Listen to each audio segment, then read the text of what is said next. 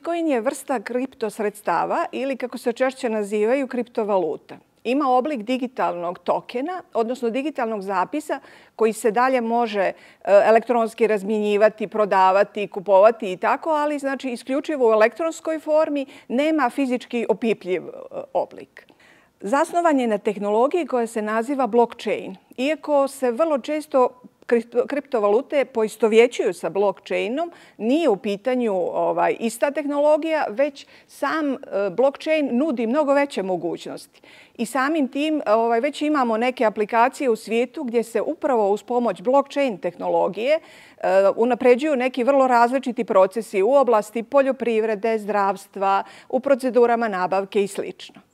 U slučaju Bitcoina, sami zapisi o transakcijama se čuvaju u blokovima. Ti blokovi se onda vežu u lance na bazi definisanog algoritma i na kraju se sve te informacije čuvaju distribuirano na velikom broju računara.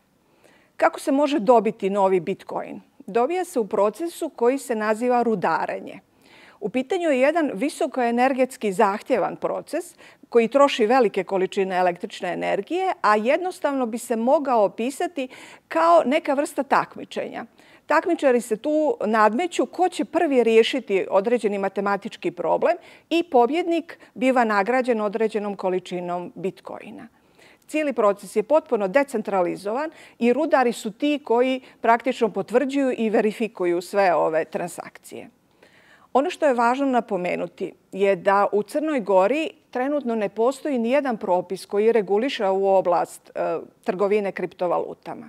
To znači da izdavaoci Bitcoina nemaju obavezu da se registruju kod Centralne banke Crne Gore i samim tim ne postoji ni nadzor nad ovakvim aktivnostima. To znači da za sada ne postoje zakonske prepreke da bilo koji pojedinac investira u Bitcoin, ali je isto vrlo važno da su svi učesnici svjesni ogromnog rizika koji sa sobom nosi.